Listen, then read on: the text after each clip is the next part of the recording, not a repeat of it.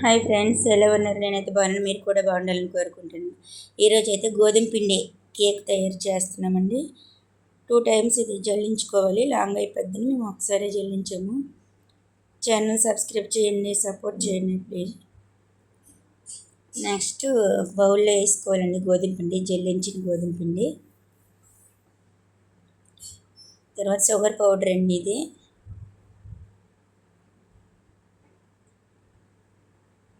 బాగా వస్తుందండి ఈ కేకు. పిల్లలు అందరూ తినడానికి బాగుంటుందండి. గోధుమ పిండి కేక్ కదా, సాఫ్ట్గా ఉంటుంది. ఇప్పుడు నెక్స్ట్ పెరుగు స్టీల్ బౌల్లో కలిపేసుకోవాలి. పెరుగు వేసినాక మెత్తగా నీట్గా కలుపుకోవాలి, సాఫ్ట్గా ఉండలు లేకుండా. చూడండి,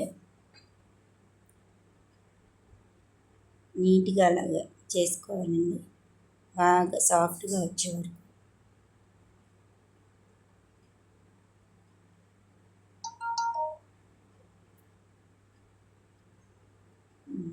నీట్గా ఎంత నీట్గా కలిపితే అంత సాఫ్ట్గా కేక్ వస్తుందండి. చాలా సింపుల్ రెసిపీ అండి ఇది. ఇప్పుడు మనం ఇందులో కొంచెం వంట సోడా కూడా యాడ్ చేసుకోవచ్చు. చేసుకోకపోయినా వచ్చేది, కానీ మరి కొంచెం బాగా రావడానికి అనమాట వంట సోడా వేయాలి కంపల్సరీగా అన్నాడు.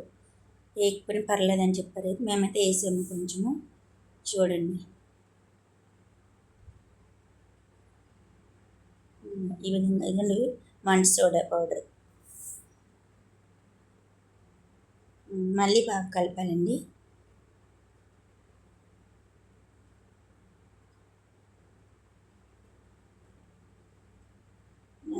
కలపాలి ఇంకా సాఫ్ట్గా. ఇలా కలిపేసుకున్నాక ఒక 2 నిమిషాలు ఉంచాలండి పక్కన. ఉంచినాక ఇప్పుడు ఆయిల్ యాడ్ చేసుకోవాలండి. గుండె ఆయిల్, కొద్దిగా ఆయిల్ అండి. ఆయిల్ వేసినాక కూడా మళ్ళీ కలపాలండి ఫస్ట్ లాగానే.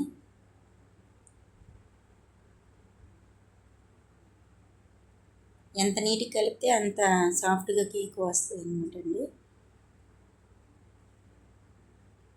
ఇప్పుడు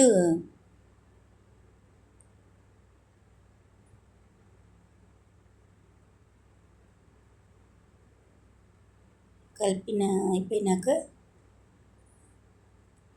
ఇంకా ఒక పాత్రలో వాటర్ వేసుకొని, అదే కళాయిలో వాటర్ వేసుకొని స్టవ్ వెలిగించాలండి.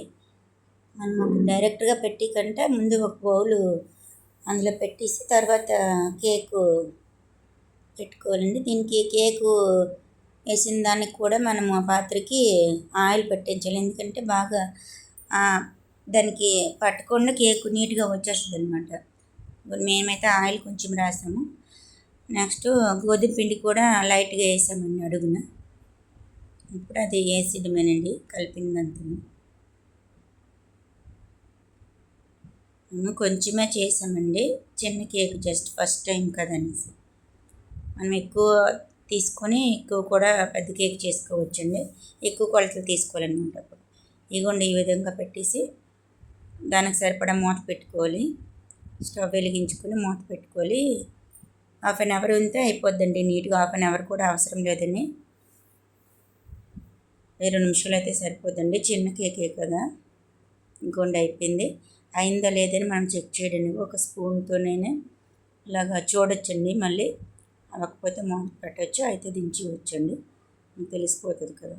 స్టవ్ ఆఫ్ చేస్తాం మేము. ఇదిగోండి కేక్ తీసేస్తున్నాము. చూడండి, బాగా వచ్చింది కేకు. చూడండి ఎంత బాగా వచ్చిందో, నీట్గా అయిపోయింది కేక్.